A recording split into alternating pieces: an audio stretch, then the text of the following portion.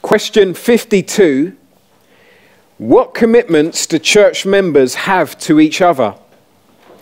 To meet regularly and encourage believers in the faith, to serve one another, to confess sins, to forgive and restore people. So let's break this down. What commitments do church members have to each other? To meet regularly. So let's look at Hebrews 10, 24 to 25.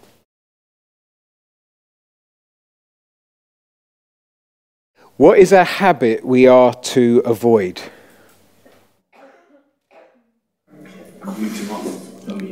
Not meeting up. Anyone want to comment on that? I've got a question, isn't it? Because it's a bit subjective. Not meeting. You get to avoid. What's the phrase?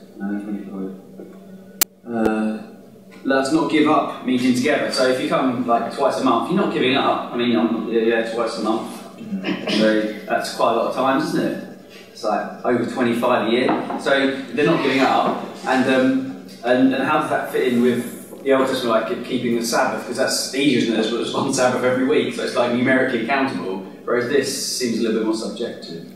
So, who is the writer of Hebrews writing to? Jews. He's writing to Jewish Christians, okay?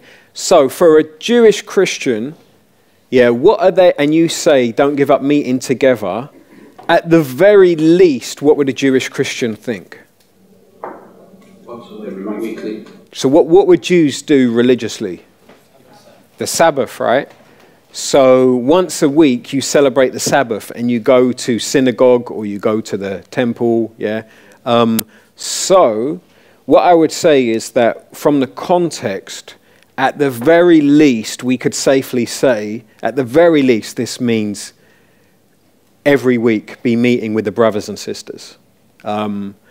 And we know that the New Testament church did meet every Sunday. So at the very least, we'd say in the context, they would understand it as that, right? But also in the context, if you remember from question 25, we put in Hebrews 3, 12 to 13. So if we just turn there quick. Wait a minute, is that? Turn to Hebrews 3. 12 to 13, because it's in the next question anyway. And first, just look at verse 13. And can someone read out verse 13, please? So in the context of the book of Hebrews, how often is he telling the believers to be communicating with one another? Daily 24 hours. Yeah, so this is daily, right? And they didn't have Twitter, so don't... he wasn't saying encourage one another by Twitter. I'm not saying it's wrong to use Twitter, but I'm saying let's not cop out and say because of our social media we are New Testament church. So basically, in the context of Hebrews, you've got people would definitely think once a week, church, but people have also been told there needs to be daily encouragement going on. So if someone was saying to me, twice a month, that's good, I'd be saying, well, I don't think that's what these original hearers would have been thinking. At New Life Church, our mission is 24/7 estate culture discipleship. So we're saying there we are about 24/7 discipleship. So if someone said, well, I'm cool with just turning up on a Sunday, I'd say, well, this ain't the right church for you. Like, you're not going to be on mission with us. You're not going to be on board going for the same thing. So you need to find another church.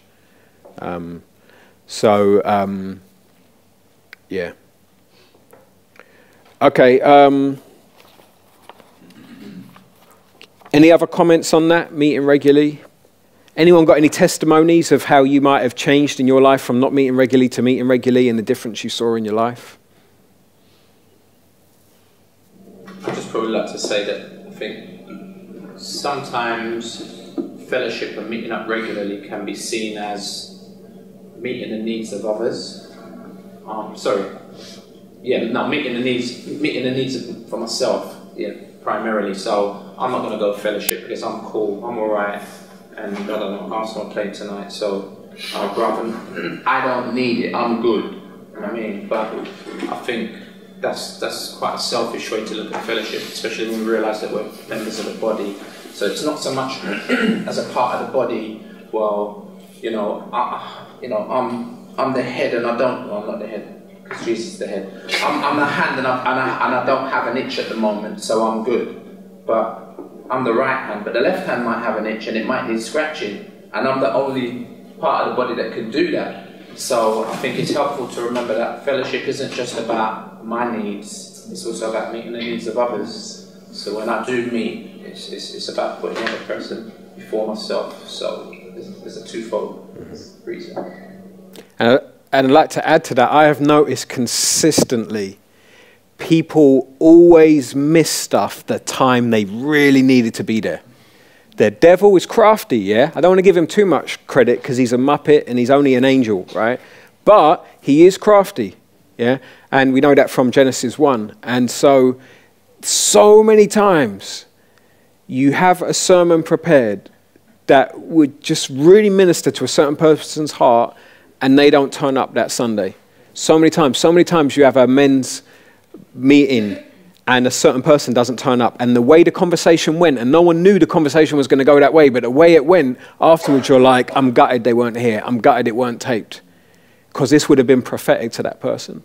And I just firmly believe the devil strategically makes people, well, he doesn't make them, but he engineers things so that people won't come. So you find something's wrong with your car Saturday, get that fixed, because tomorrow you need to be at church. Harriet.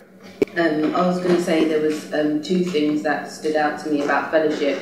I think the first one is when I first got saved, it made, in my mind, I just had this thing in my mind where I really do believe that the devil makes work for idle hands, and I think my brain and my wicked heart makes work for my hands.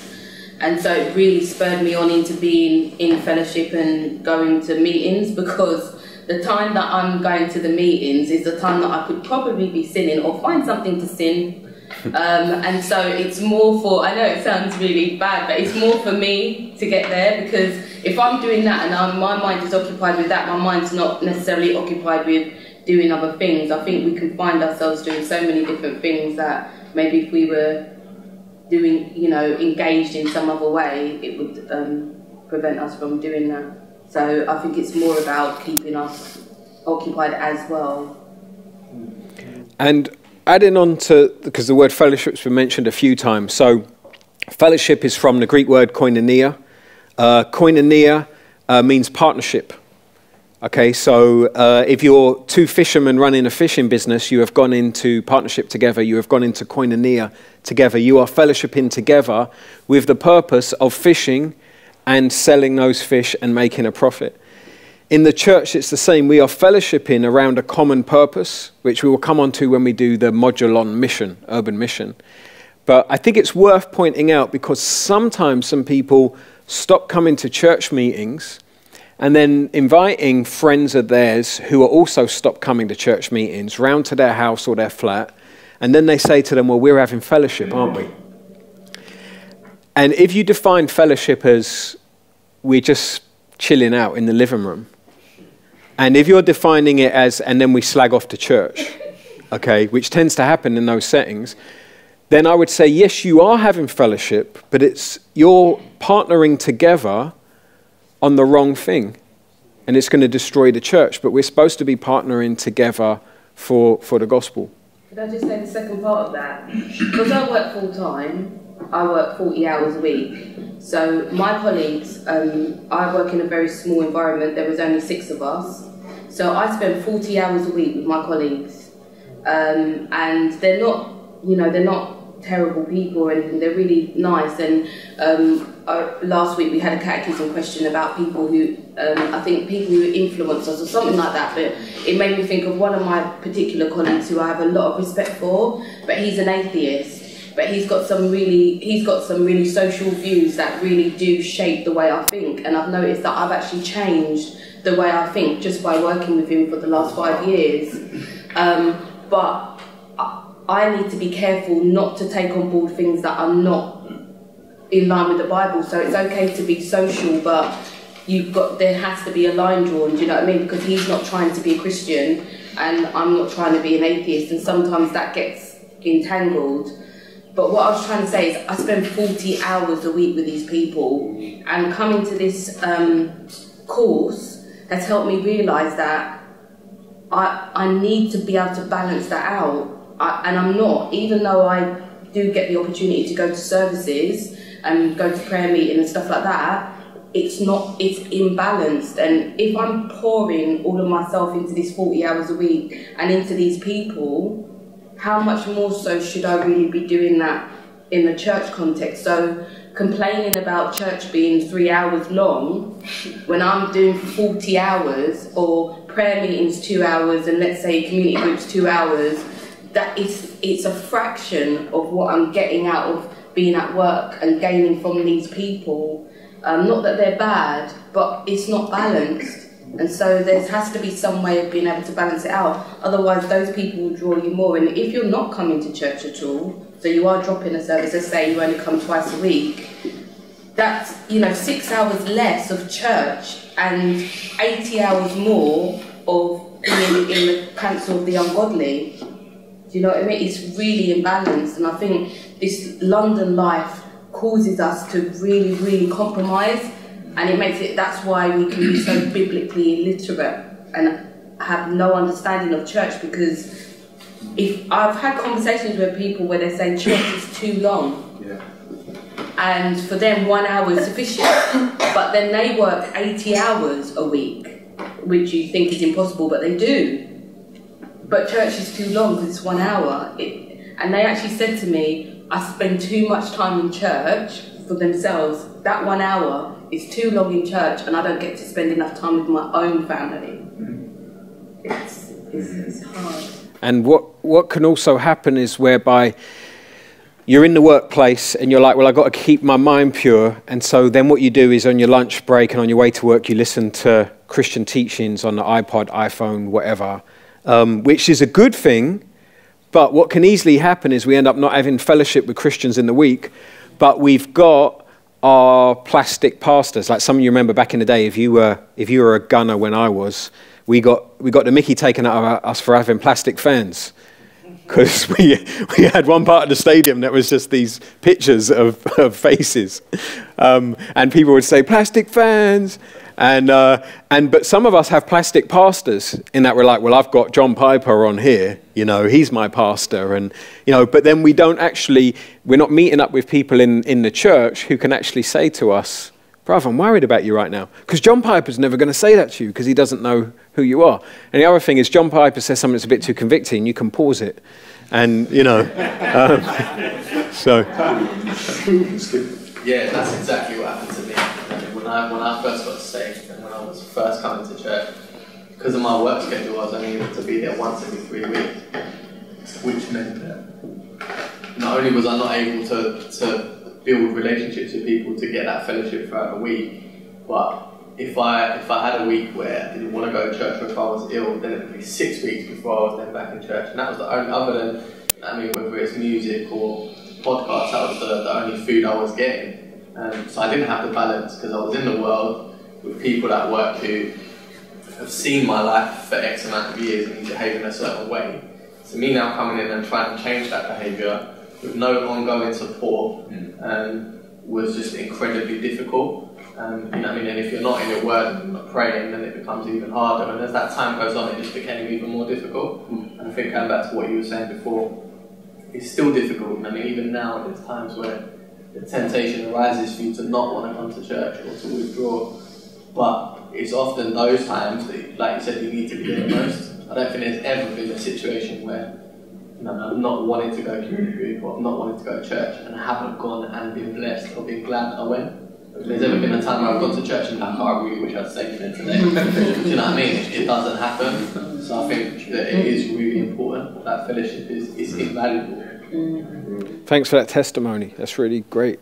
I'd like to follow on what Robert said about how everyone's got a part to play, and sometimes people think we don't have to be at church because I'm okay, not realizing other people might need us at church. Every now and then I've toyed with the idea of not turning up at church one Sunday, and people are like, where's the preacher? And then people later being like, Duncan, why weren't you there? We need you there. You're the preacher. And then me saying, do you understand now? Everyone is needed there. And whenever you don't turn up, there's other people who don't get blessed by you. Now, you really notice this when you're in the planting stage where there's just a handful of you. Someone that, because a crowd draws a crowd. Draws a crowd. There you go. I like George Bush now. A crowd draws a crowd, right? And so when in the early days, there's just like 6 of you, and then someone don't turn up, you're just gutted, like, what? There's only 5 of us, and then a visitor comes, and you're like, we do actually have one other person. And but I've noticed the other thing happens amongst ethnic lines. Right, so for example, you could have one Sunday, right? One Sunday you could have a Jamaican turn up and there are no black people at church. And you're like, I wish there was a black person here, because what is a common lie that has gone around Jamaica? Christianity is a white man's religion. So you're thinking, I wish that there was a black person here, right? And it might be the black person decided, because a handful of you, maybe you got one black person in your church, they decided that week they wouldn't go to church. Another week, you have a homeless person come to church, and you've got someone in your church who until a few months ago was homeless and they're now a Christian. But they decided that week they weren't going to come to church. And now you're like gutted. The homeless guy is here, doing all his tricks, thinking he can pull the wool over our eyes. We need to introduce him to the guy who was homeless. And they can share the gospel to him, and he will hear it in a way that he won't hear it from me. And then you might get an Iranian person turn up, and you're like, there's an Iranian person, isn't there? And so it happens across ethnic lines, and it happens across culture lines. The drum and bass head isn't here today. The rapper isn't here today, or whatever it is. And so, the devil is crafty. And we shouldn't be unaware of his strategies. What would you say to that person who says, I like to be there on a Sunday because I'm meeting and fellowshipping, genuinely fellowshipping throughout the week. So I'm meeting, we sit down, we have a Bible study, 3-4 of us. I'm at an ex-brother's house like 3-4 times a week I'm in fellowship. So if you don't see me on a Sunday, it's nothing, I'm still in fellowship. So I think, probably I'd want to ask you what you would say. But before I do that, my 2 answers would be, one, when we do the urban mission thing, we'll be looking at what is the church's mission. And I will be arguing strongly that Sunday morning is a big part of it. So I'd be saying to them, if you're on mission with us, you'll be here with us on Sunday. But then my second thing as a pastor is, how can I pastor you if you're fellowshipping in a way that is separate from my oversight? So, for example, I had a very close friend who was going off to some other Bible study that I did know about, but I was kind of like, just be relaxed, they're going to that Bible study. But the person ended up in a mental hospital. There were strange things going on in the Bible study that meant the person ended up in a mental hospital. I was gutted about that. After that, I realized, someone in my church says they're going to another Bible study, I need to know about it, because I'm the pastor, I'm the shepherd. The shepherd goes into the field and removes poisonous plants and makes sure it's safe for the sheep. So then there was a person a few years ago who was going to another, it wasn't a Bible study, it was a prayer meeting. And I checked it out, and they were telling her to stop taking her medication for schizophrenia. And I was like, oh my days. And so then I tried talking to the person about it, and just went through about the Apostle Paul had a doctor, Luke, with him, and, it might be still a good idea to keep taking your medication. But they'd already got quite a bit of pull from this prayer meeting, and so they just left the church in a huff, giving me a few prophecies as they left. So from my point of view, as a pastor, I can't do my job well if people in the church are going off and fellowshipping outside the church, and I don't know about it. Do you know what I mean? And I don't know what's going on there. So I would say to them, look, most of your fellowship, if you're in our church, the majority of it should be in the context of the local church where there's accountability and your leaders can keep an eye out for you. And at the same time, I wouldn't discourage people from having fellowship with people in other churches, if you know what I mean. But from a mission point of view and from the local church point of view as well, I would say your local church should be your main thing. But what would you say to them? Yeah, I'd say the same thing. I'd probably add to that, I guess wanting to kind of preempt their expectation or their view of Scripture. So very often, a lot of people go to Acts 2 and be like, yeah, they met from house to house daily, breaking bread, so on and so forth.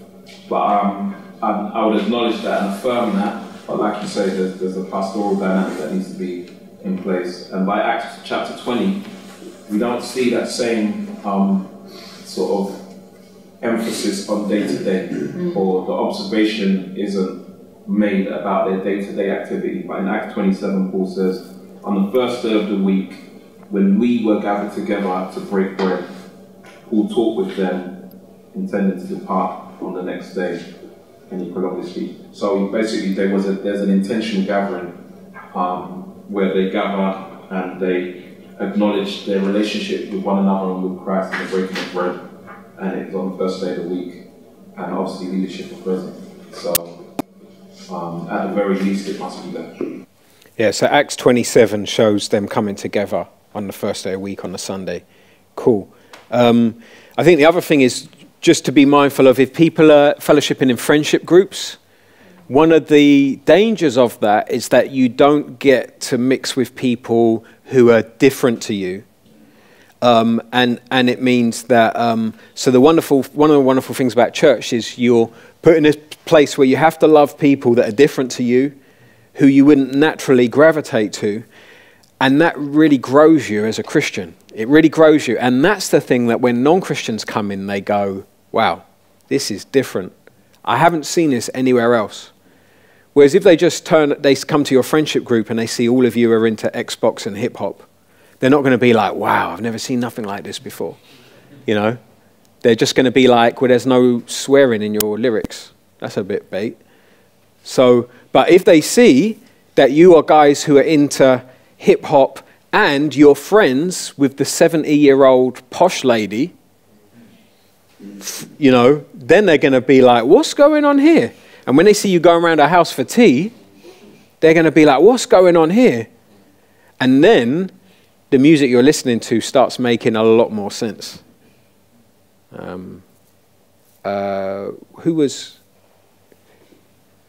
Let's go, Adam. I just wanted to ask if there was a catechism question based off the importance of being plugged into a local church. So we've got one, I think it's 43, which says how do we join a believing community, but just the importance of being plugged into a local church. For example, what the Bible has to say on that.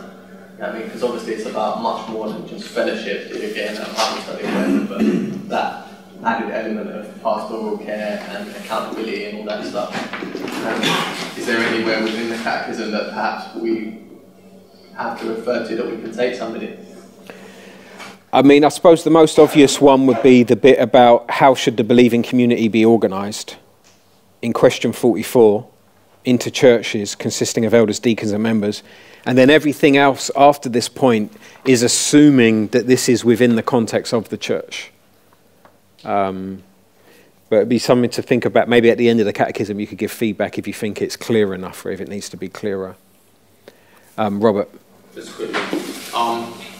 In conjunction with what's been said about Sunday gatherings and the importance of being there on Sunday, I think working backwards, we got catechisms that were considering sharing God's word with an individual on a one-on-one or 1-to-2 basis, small groups, and then we have in our church at South London, we have community groups where we meet midweek, once a week, reflecting on and applying the message that was preached on a Sunday, and it's a larger group, so it might be 10 to 15 people gathering.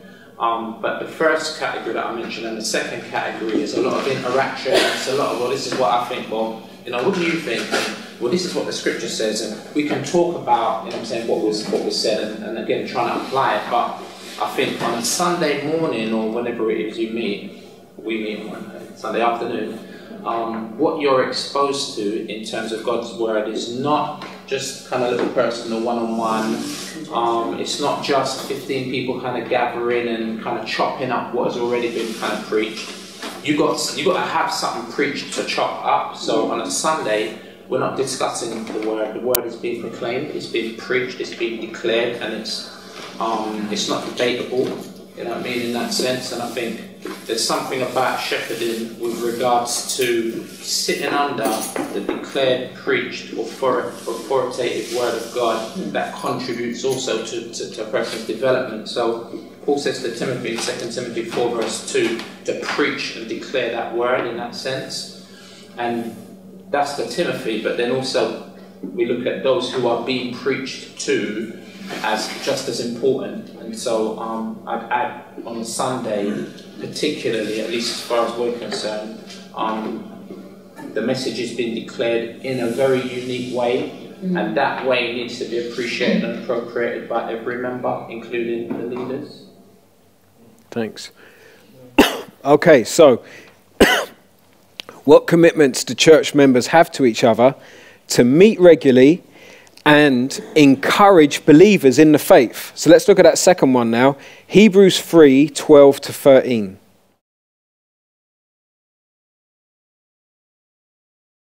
Thanks. So what can we do that protects people from turning away? Encourage one another daily. In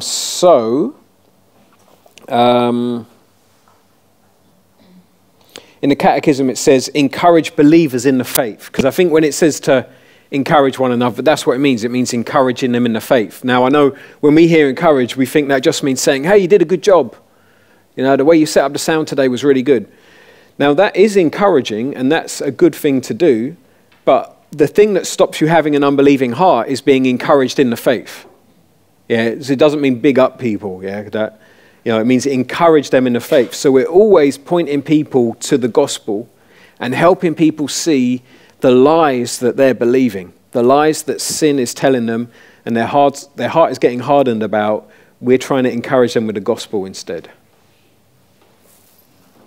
And that's a daily thing. And the reason why I said about Twitter earlier is just because it's the same with text messaging. It is good to send people Bible verses. I do it, yeah. But when we're talking about the lies that we're believing in the week, yeah, you can't deal with that through social media. You know what I mean? It's like, because it's just too sensitive a thing. Like, you know, don't come to me via Facebook to tell me about a problem in my life, you know. Talk to me face to face, yeah, because otherwise there's going to be conflict. The same way on the phone's not a good place to do it because there's going to be more conflict. But face to face, in general, you have less communication problems face to face, and it's easier to feel the love when you're face to face. Okay, so we've also got Ephesians 4:15 to 16.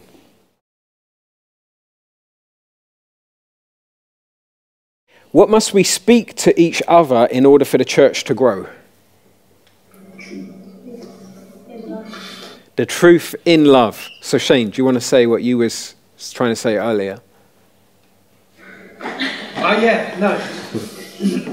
I had a couple of things I was going to say earlier, but I was just forgetting about because I was just thinking of the verse just then. But I think one of the things that you don't want to encourage or speak the truth in love to is via email as well. It's because when people have sent me email, either trying to point out sin in my life, I've nearly thrown the computer out the window. Now, I know that's my fault, yeah, but I've always found it a bit like you can interpret an email really badly, even if you're trying to reconcile with someone. I've always found is that in emails, when we write stuff, when you're trying to reconcile with someone, you did this, and this is why I did this, and it's just like, hang on, you know, and you just said it to my face.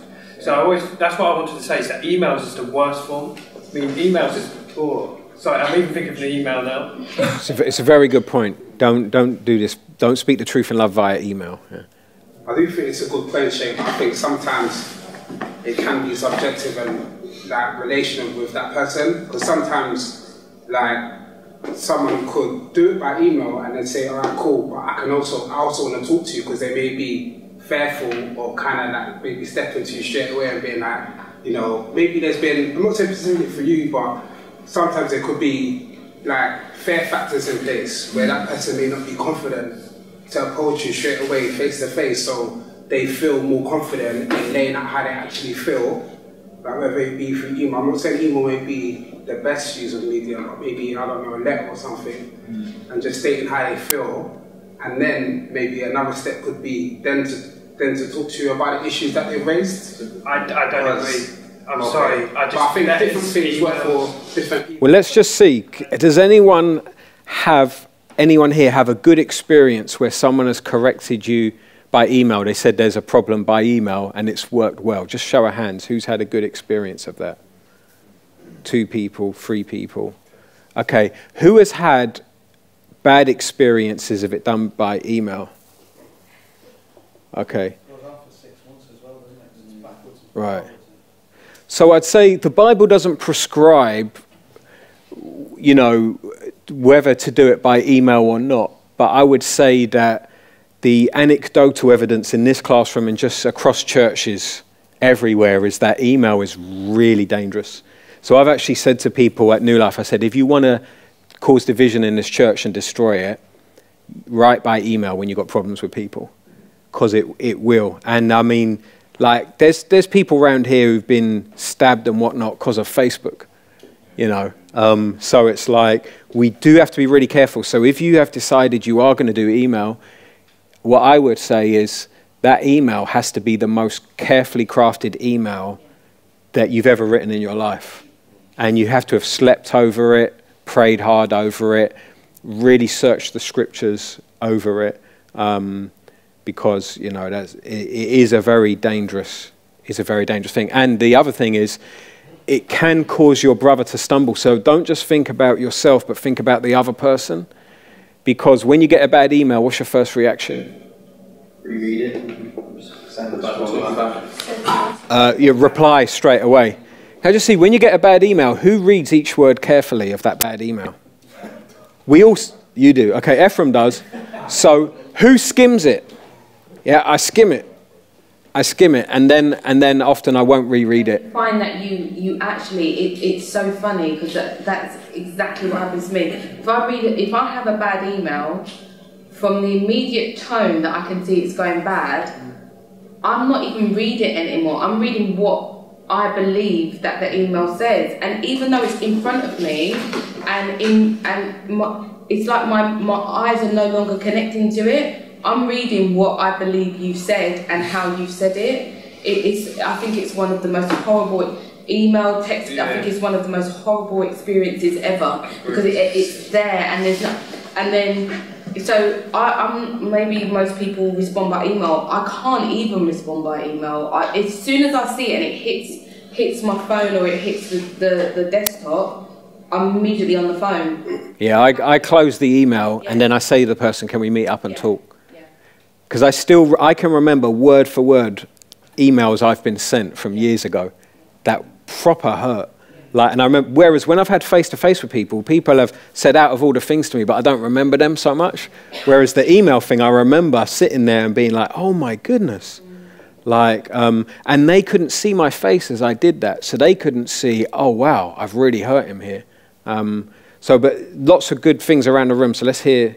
I was just going to say that can happen as well when you're face-to-face. As the person speaking, you suddenly, and then you're all of a sudden you're like, you're not really hearing the person. So I think a lot of the time it's people's motives as well, in how they, if you send an email because you don't want to confront them, then that's probably not a good person to send an email, is it? That's how you're feeling. So I would say, I wouldn't necessarily say it's totally wrong. But if you're face to face, at least you can gauge that person as they're breaking down. You can be like, actually, I need to back off a bit here. How many times do we have conversations or in a community group, and basically it's a misunderstanding between the people, and that's where the confusion and so I'm saying that's where it comes from. That's the root of it. It's not so it's the heart of the person to get on. I think that's really the real issue. And that's a very good point, because I think when we find ourselves wanting to write an email, we do have to really check our motives, because when my temptation is to just write an email, basically what it is look, this is on my mind. I want to get it off my mind. I'm just going to that will just do it nice and quick, and then it's on them. And then I need to realize, hang on a minute, there's something going on in my heart right now that I'm wanting to deal with it that way instead of wait. Jade. I think that also when you write like an email or something, it's quite easy because you're behind the screen to let your the nastiness of how you're feeling out as well, because they can't say anything back to you straight away. And it's quite easy, it's easier to slip into the sin of it as well and start to feel negative about it. Because if you see the person, you see their reaction to what you're saying and stuff, you see that they're sorry for something, but when you're writing it down, when you start writing, you realise what they've done, it gets even worse because you start getting angry. Yeah. Can I say that I think that Daniel's point was a good point still. I mean, there's always a temptation to be a keyboard gangster. Not really all that at all. But I think there are often those times when people do want to interact with someone, but because the person's personality is so big, or because their presence is so dominating, they will find it. You know, it might be like a girl to a guy, and she's just real timid, and he's overbearing and he's worthy, and you know what I mean. So that might be the easiest way to start a conversation. And I think with all of the points considered that you've said, if it's going to help, if it's going to enable the person to write sufficiently to be able to begin the conversation with a view to not having an email debate about it, but to meet with that person and speak with them personally about it. So they say just enough for that purpose, then I would say that that's probably a good thing. So you're saying one way that email can be used positively is if it's said, where it's just basically saying an issue's come up where I feel offended, can we please meet to discuss this?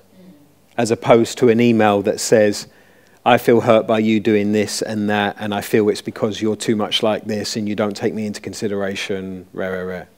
Yeah, if it was a choice between the two. But also I want to add to that, the reality is potentially people are going to send emails like that are going to be hurtful, but we're then still left with how do we now respond to it. So we can, like you said, we can have that follow-up meeting and share, you know, when you send that, it's really hurt, what have you. So moving it on, because the reality is people are potentially going to, it might be somebody who's feeling shy or what have you, but like you said, they're expressive. If it is someone feeling shy, though, can't they get a mediator involved though, instead of doing the whole email thing? I mean, I know where you two are coming from, and I think if it worked like that in an ideal world, that'd be good. But my experience of sending emails has never been good. When I've been sent emails or I've tried to send people emails about how I feel, it's just never worked. So from my personal experience, it's just never worked. And I'm thinking, why can't we just do the whole community thing, where if someone really is that shy, they tell someone to go, could you step in this meeting with me, with this person? I guess based on what we just read in Matthew 18, they could see that as a contravention of scripture. I just need to talk to you, but it's hard. I don't really want to bring someone else because it's not that deep. I mean, but if that person, it could get, my discussion is though, is that it could get that deep, one. And two, I just don't think the email thing or whatever sort of form of communication that's not face-to-face will work. So I would say if that person isn't bold enough because of their personality to go to that person, then you do need to get a second person in. And I don't see how that will contravene scripture, because I actually think that's going with scripture. So you could look at it both ways. So I'm not saying one way, but I'm saying you could look at it both ways. What I don't want to do is fall down on one position and say this is the right one. But what I do want to say is there's biblical principles, and we have to work out that the medium we use fits those biblical principles. So in Ephesians it says speak the truth in love. So if I'm going to write an email to someone about it, the email has to be first off what? Truthful. Which means the email can't be full of just everything I think and feel in my heart, because that's not reliable. So a long email that says I feel this way and I feel you do, and you always do this to me and rare, that's not speaking the truth. Now the next thing is I've got to do it in what? Love. So I have to ask myself, is this email done in love? Is the email written to restore a relationship and to help a brother or sister out of sin? Or is the email done because I want to be vindicated? As I'm tapping the keys, is it keys of vindication, yeah, or hands of love? You know, and I think those are the non-negotiables, truth in love. I think Scripture gives us freedom to decide whether you're going to do an email or talk to them. In our context at New Life Church, I advise people strongly, do not write emails to one another about these things, because in our experience, it does cause so much problem.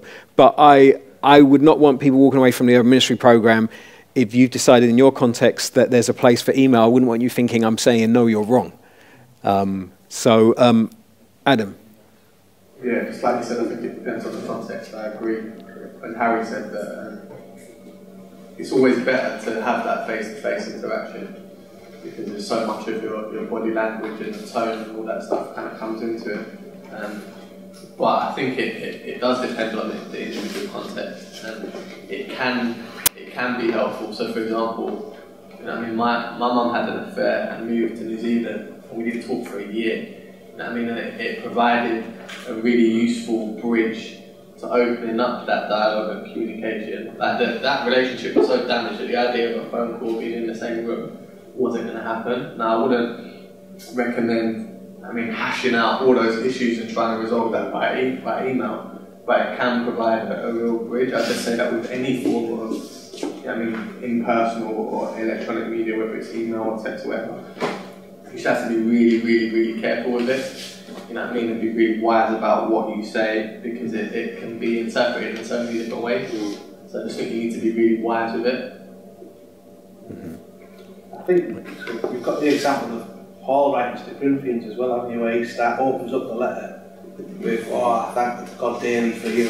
It is in love, isn't it? And then he goes into the issues. And again, if we're kind of doing it in that kind of method where we say, look, the reason why I want to sort out is because I love you. You mean so much to me, my brother or my sister, whatever. Let's meet. I feel awkward. Even at that inside, I feel awkward. I don't really want to do this, but it's because I love you and I want our relationship restored.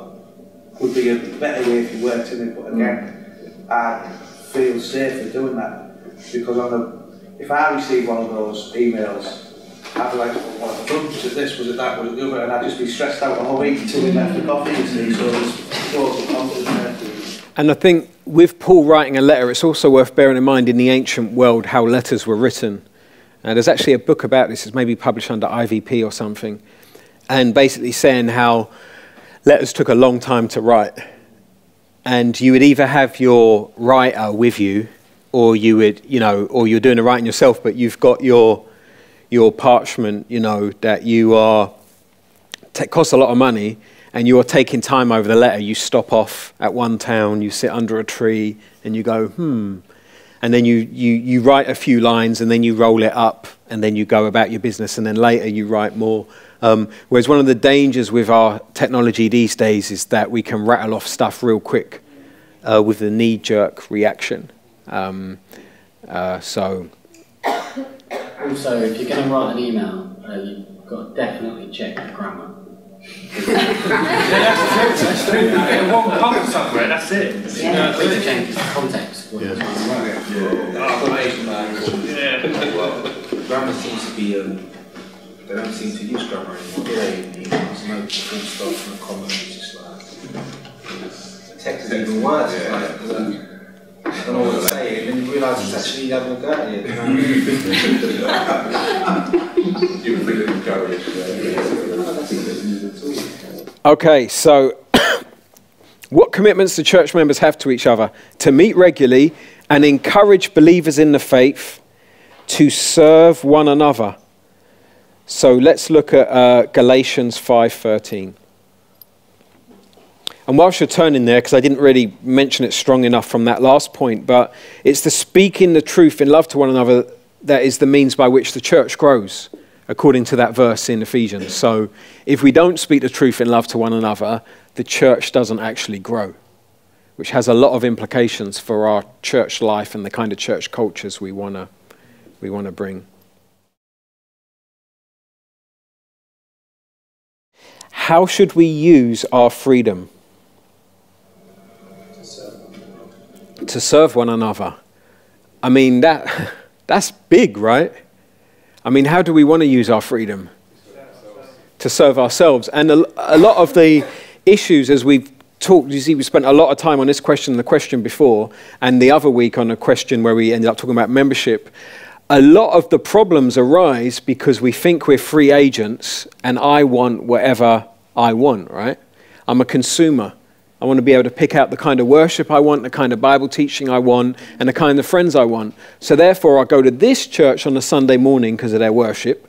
I go to this Bible study on a Wednesday night because of their teaching.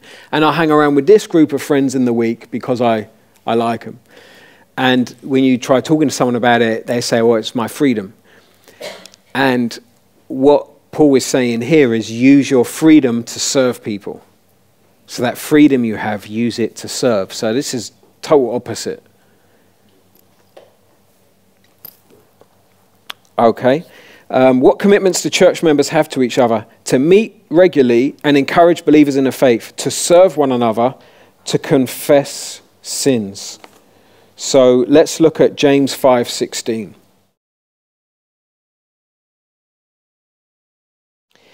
Who should we confess our sins to?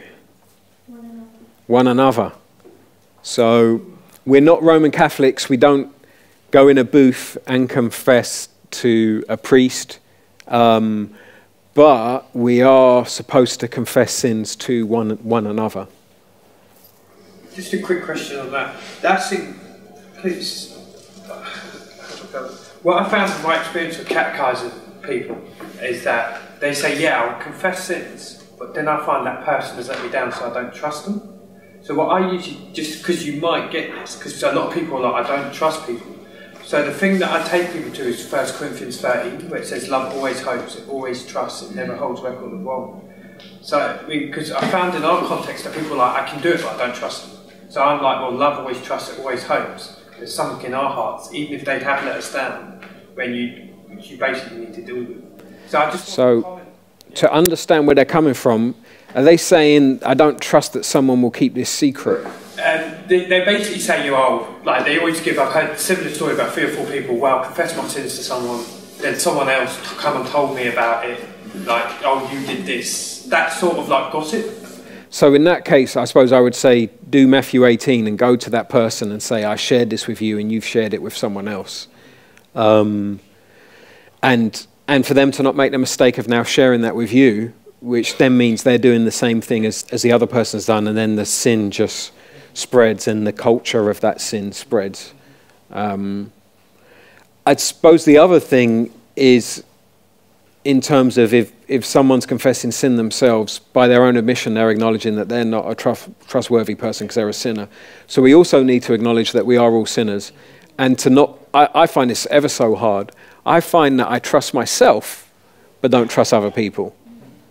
So, you know, and that can't be right, yeah? It's as if we trust our own hearts, but don't trust other people's hearts. So not confessing sin to other people, I think, sometimes can be a sign that we trust ourselves to handle that sin on our own, but don't trust other people. But if someone's spreading that gossip, then that needs to be, yeah. Okay, what commitments do church members have to each other? To meet regularly and encourage believers in the faith, to serve one another, to confess sins, to forgive. So let's look at Matthew 18, 21 to 22.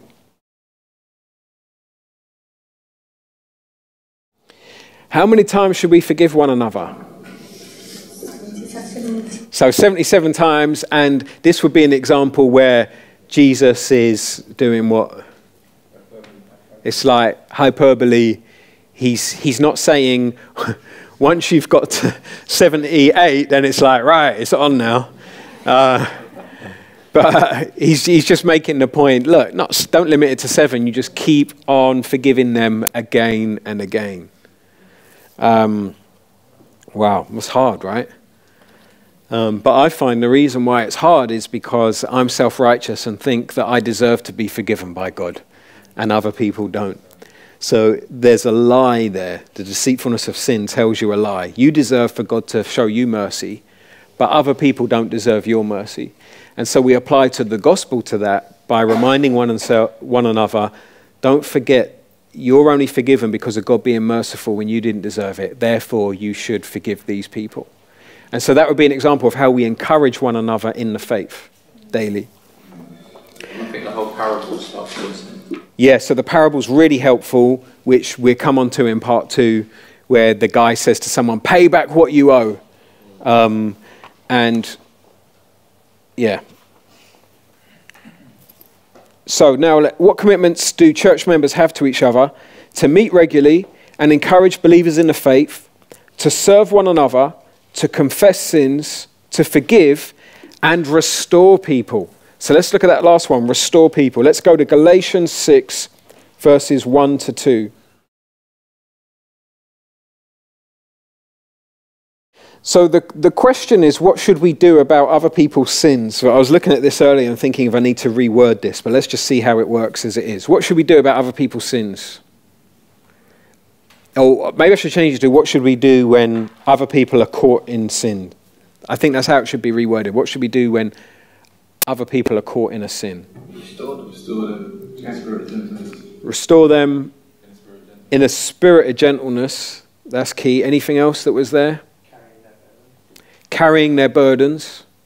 So what kind of response can we have where we don't want to help someone else? Judgmentalism and just telling them off. It's not my problem, you know. What's that? You made your own bed, lie in it. I don't want to keep bailing them out. Not wanting to carry their burdens. I told you so. Okay, and what else is there in that verse that I think often gets missed? Watch yourself. Watch yourself. You can end up in the same sin as the person you're trying to help.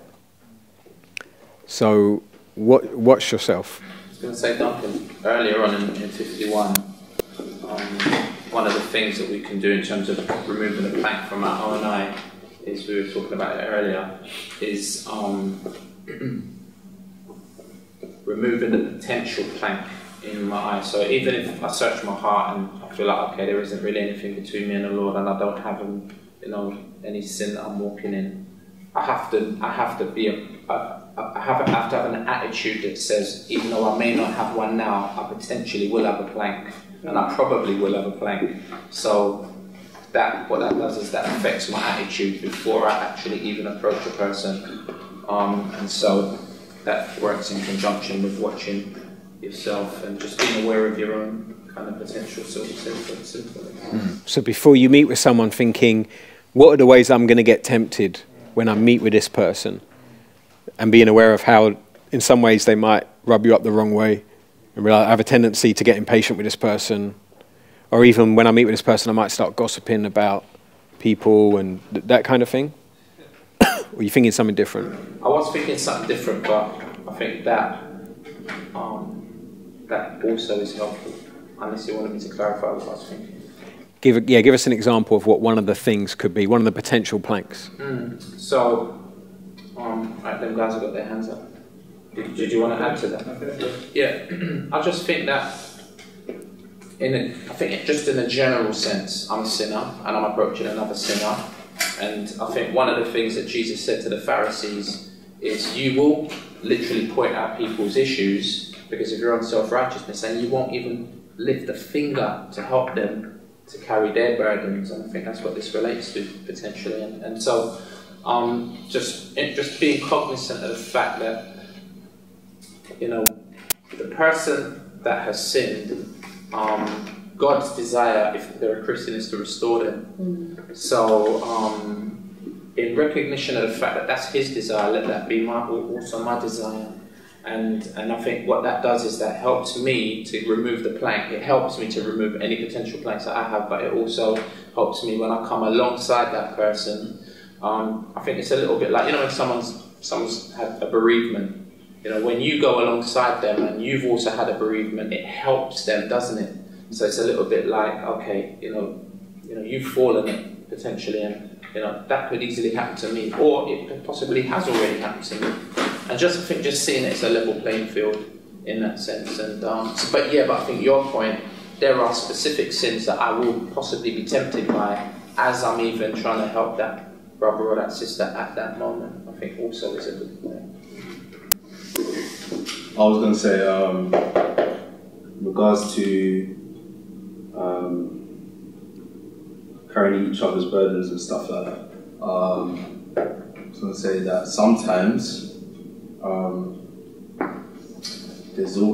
but with me, there's often this lie that when I'm trying to do that they often I get this lie that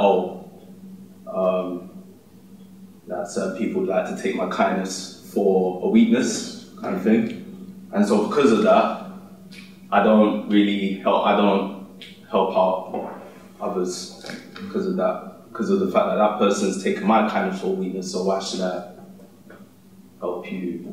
Something like that. You know?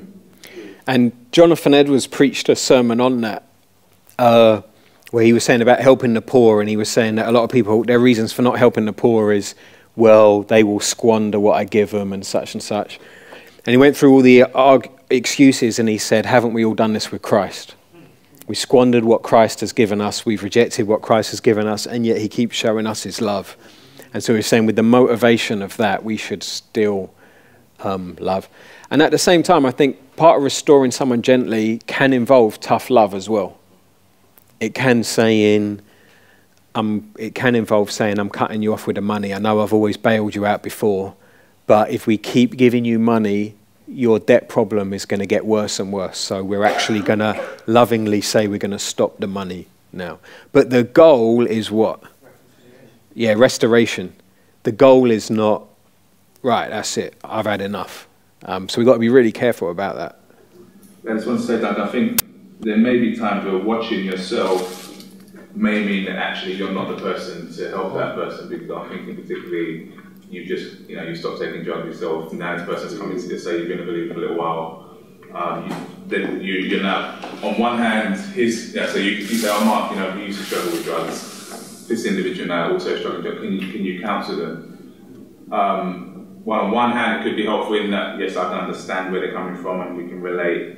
The flip side of it could be actually that now this could be, this desire could be stirred up within me because I've had an issue with that before. So it might be the case that actually I'm not watching myself, I'm not actually the person to help that individual. So that's going to be a wisdom call, maybe it will be, let me take another brother with me if that person's in agreement. Thanks for that. So, what commitments? Sorry. Can I just add to that? Something that I've been guilty of with temptation, which was trying to be the hero and carrying their burdens, going in there, look, I'll solve this for you, so trying to raise my own worth by helping somebody else, rather than their need wasn't the greatest issue, it was my worth by helping them. So. Yeah, so psychologists call that codependency, and so we have to watch that, having a messiah complex and then getting ourselves burnt out trying to save everything. I'd say one of the ways we can work practically on that in our church teams is when there's fires to be put out, don't always be the person who puts the fire out. Send Bill to put the fire out.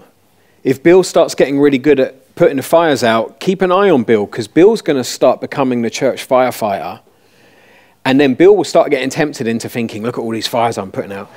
Bill now needs to send Sally to put the fires out.